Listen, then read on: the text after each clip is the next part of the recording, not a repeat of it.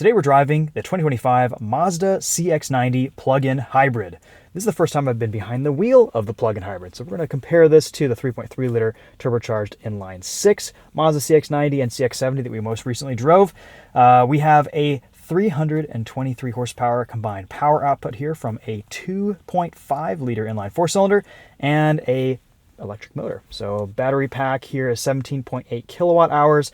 This is rated to do 26 miles on a full charge, and then your gasoline engine kicks in. You can drive however long you want on that, but not a huge amount of range in this plug-in hybrid, but I would say it's enough for maybe half a daily commute. Been averaging around 30-40 miles to the gallon on this week, charging throughout the day. If you have 240 volts in your garage, you can charge this in a couple of hours, which is pretty nice. If you just have 120 volt connection, it might take all night. So usable plug-in hybrid, comfortable, a little bit more refinement here with the powertrain versus the inline 6. I like the lower speed refinement in the CX-90. The gearbox, the 8-speed automatic, seems to be pretty nice and smooth. It's torquey, 369 pound-feet of torque here. And we've got good tech, good driving assistance stuff. I mean, kind of the whole package. A couple weeks ago, we drove a CX-70. That is basically just a 2-row CX-90. And here we've got a 3rd row. So we'll hop back there. You can see captain's chairs in that 2nd row. Big panoramic sunroof. This costs exactly $60,000 on the money. And I think that's pretty much just the Premium Plus package, plus this rhodium white premium color. And yeah, looks pretty much exactly like the CX-70 we had a couple weeks ago. Nice meaty tires here. What do we have for sizing? 275 45 R21s. Okay, a little bit of sidewall, like to see that. Pretty wide. I was actually getting a little bit of tram lining in this on the highway earlier this week. Decent looking crossover. Some chrome accents versus the black accents on the CX-70. And let's see, here's where you plug it in. It is on the passenger side. You do have to take this cover off. And of course, this being a plug-in hybrid, you're probably going to be plugging this in every time you park it in your garage or driveway or at work if you have that capability.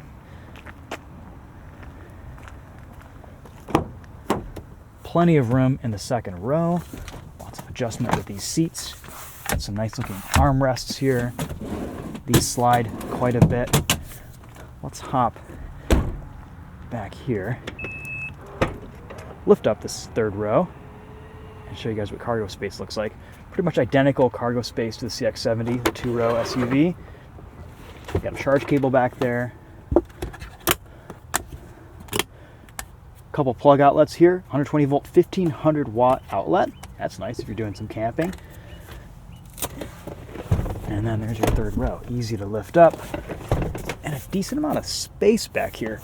I mean, between the CX-70 and CX-90, you gotta get the CX-90 because this is actually one of the best 3rd rows in class. And it's got some room behind it, unlike the 4Runner or the GX. Alright, so let's hop in back here. Easy access, a little bit of a step here. Pulling that passenger seat back. Not all the way. You've got some leg room all the way back. It's a little bit tight, but I think it's nice to be able to kind of position the seat where you want from that 3rd row. This is great. Nice, good visibility, a little bit higher up. I don't feel like I'm in a cave back here. I have a USB charge port, a couple water bottle holders. I could even maybe get through that center pass through if I had car seats right here. Very, very good interior packaging here in the CX-90. Cool, and there's even a kind of a makeshift cup holder right here. Look at that. Nice. 2nd row, tons of space. Easy to get in and out of. Good ingress, egress. Adjustable armrests and adjustable backrest, as well as some window shades and a dual pane panoramic sunroof. Gotta love it. Love Mazda's interiors, full of physical controls, buttons. CarPlay connects wirelessly. However, this week that wireless connection has been a little bit spotty. I would just run a cable connection to be safe. Love how wide this door opens. If if you're putting kids in and out, car seats, this is just awesome. You almost have a 90-degree angle here with this door opening. Let's take a look under the hood.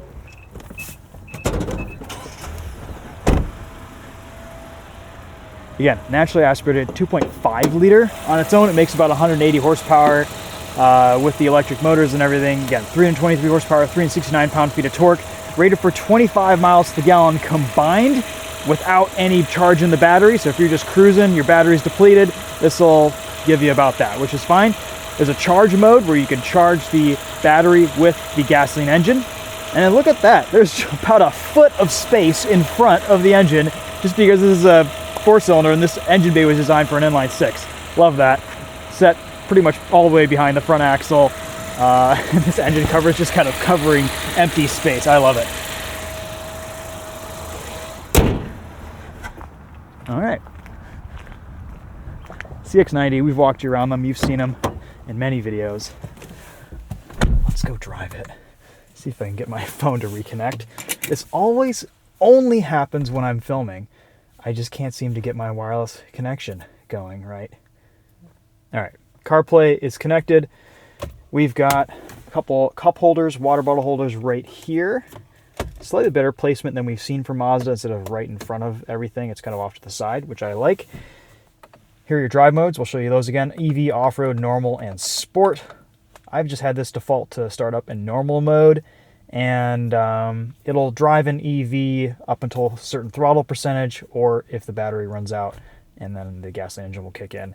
I have kind of liked to get a little bit of temperature in the engine because sometimes there just isn't enough power with the electric motor to get this car up to speed or maintain speed on the highway up hills or inclines. So the engine is kind of kicking on periodically just to kind of get this car to move and accelerate, which I guess is fine. It's still a very effective and a pretty efficient package, but we'll show you guys kind of what that's like driving around town. Lots of physical controls here. Heated seats, ventilated seats, heated steering wheel, auto climate control. Everything just works beautifully. I love Mazda's infotainment too. You have quick access buttons down here. Once you get accustomed to the scroll knob and these quick access buttons, it's actually a really lovely system to use. Tons of settings and customization here in the menus. You can select EV charge settings, schedules, regenerative braking level. Right now I have that set to high, so off throttle you actually get a little bit of regen, which is nice. You can set it to prioritize EV mode when you start up the vehicle. Yeah, it's just a Mazda. It's easy to work with. It's easy to use. That's what your reverse camera looks like. You've got a couple options for a wide angle or kind of a wider angle view. There's even a super wide view. That's fun. You can hear while the car is off, it will make some bonging noises when you're in reverse. The shifter is a little bit interesting to get used to, but once you do, it's actually great because once you're out of park, you go to the right to get out of that, and then you're in reverse or drive, and you can just switch between the two super quickly, super seamlessly. I actually really like this gear selector. Rotating lines, and we should get, yep, that's the forward-facing camera. Put it in reverse, reverse the camera pops up. Weirdly, I'm not seeing any rotating lines from the reverse camera, but it's a good camera system, works well. Finally, Mazda put some proper cameras in their cars. Thank you, Mazda. Physical controls for gauge cluster dimming at night. Love that. I mean, this interior, I really don't have any complaints about it. It's kind of perfect. Ergonomically, really well laid out, really well designed. All right, now that we are on the road, let's talk steering. A little bit heavier, a heftier steering rack in this CX-90 plug-in hybrid than what I remember from the internal combustion engine CX-90 and even the CX-70 that we tested last week. This feels a little bit closer, maybe not as stiff as the CX-50 did when it first came out before they changed and lightened the steering rack. It's not bad. It's really got a really good feel, actually. It kind of chatters away at you around a corner. If you hit a bump, it kind of moves and shakes a little bit. It's good steering for an SUV, and it kind of brings a little sporty flavor to those who appreciate a good steering rack. But it is kind of hefty, and I wouldn't say cumbersome, but it's just a little bit heavier than most other vehicles in this class, and it takes a little bit of getting used to. But this week, I've enjoyed it. It weights up a lot under cornering. At lower speeds, it's pretty lightweight, but you know, it's just something you get used to. Mazda steering, Mazda dynamics. This definitely feels heftier, heavier, a little bit more solid, maybe not as nimble as the CX-90 that we tested with the 3.3 liter turbocharged inline 6. So something to note there, maybe not as performance oriented of an option from Mazda here. That said, low speed drivability, the smoothness of this powertrain is an improvement over the 3.3 liter inline 6. That just tends to be a little bit jerky off the line. Sometimes the regenerative braking here can be a little bit rough at lower speeds, but honestly this week I've gotten used to it, and this isn't as, unrefined of a low-speed driving experience, I would say, as the internal combustion engine car. Let's go into sport mode here. Tackle a corner. Engine's kicking on. Avoid some of this dirt here. Full throttle. Getting up to speed. Decent power. Good torque. The 2.5 liter definitely has some piped-in engine noise there. Not the most inspiring sound. If you push through the kickdown switch, it'll really rev up high. But until you do, it doesn't really feel like there's 323 horsepower here. Maybe that's just because there's some extra weight going on. But this doesn't really feel like that fast of a car, that fast of a package. It's fine though. Power level is perfectly sufficient. Just don't let those numbers fool you. It technically is more power than the internal combustion engine CX-90, but it doesn't necessarily feel it.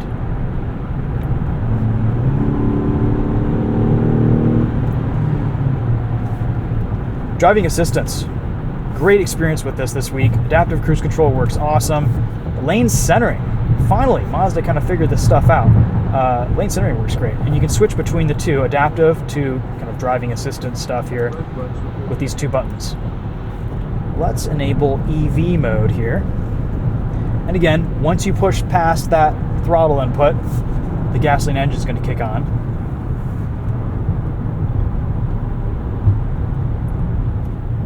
There is just enough power here from this electric motor to kind of get you up to speed at a normal rate in EV mode. You're not going to be hustling in this thing, but it gets the job done. I don't think you could be able to comfortably merge onto the highway in EV mode. You might need to dip into some gasoline there, but you can maintain highway speeds of about 70, 75 miles an hour on a level surface in EV mode, no problem. And the rest of the time, around town, EV mode is perfectly usable in terms of power level. And EV range seems to be pretty accurate according to what it shows you down there. Some whirring electric noises there coming down from speed. You definitely feel initial shifts from the 8-speed automatic. That 1-2 shift happens at about 7 miles an hour, which is kind of strange sometimes.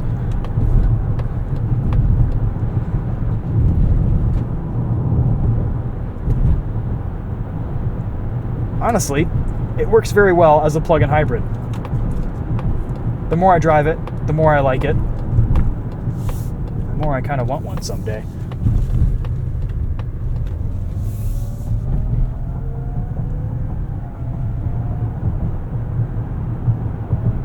That's full throttle in EV mode here, getting up to 50 miles an hour.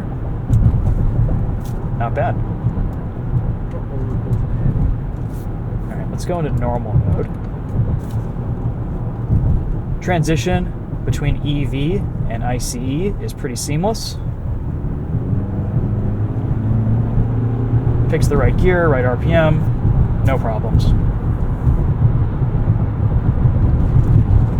And then if you want to put it into charge mode, charge that battery, gasoline engine's on all the time. Again, drives great.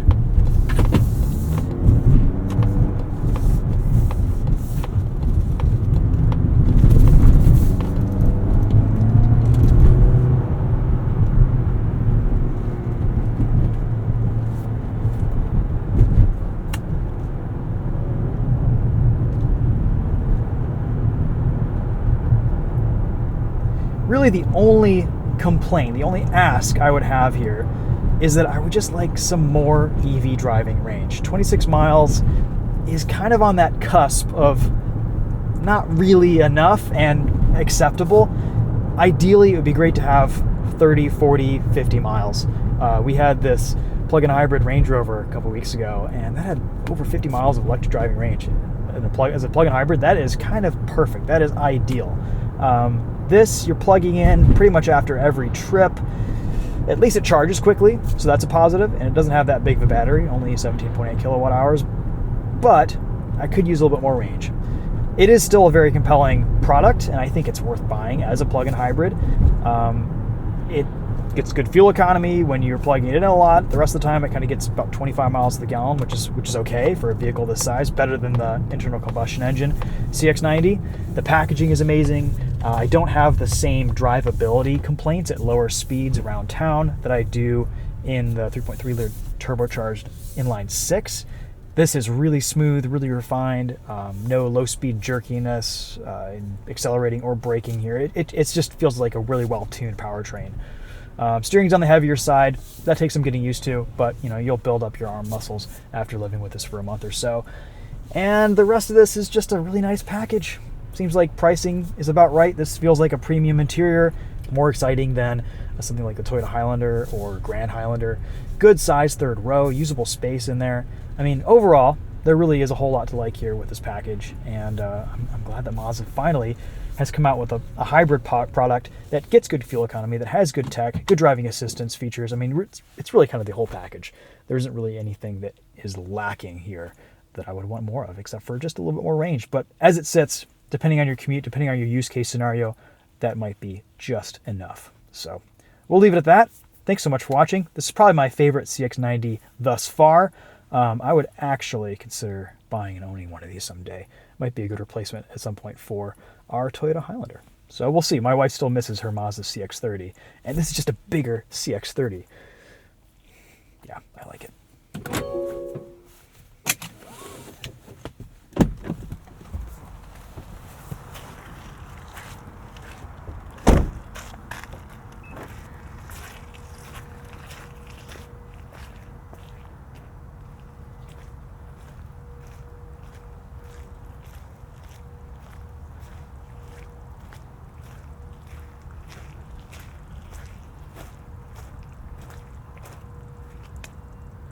Some mucky ASMR here for you guys. Sorry about that.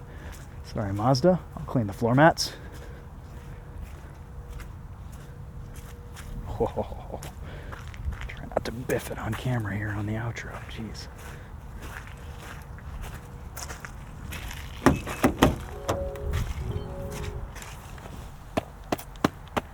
Oh, Mazda. Come on. This is ridiculous.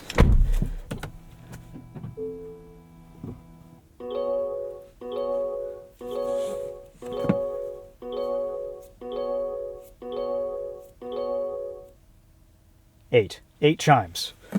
I know I need to put my seatbelt on, but what about 4 or 3 or 5? And could you please pick a different tone? That's my only complaint about the CX-90 and any Mazda. Seatbelt chime is ridiculous. What it does, though, is it trains you to put your seatbelt on before you even start the vehicle. So I guess that's fine.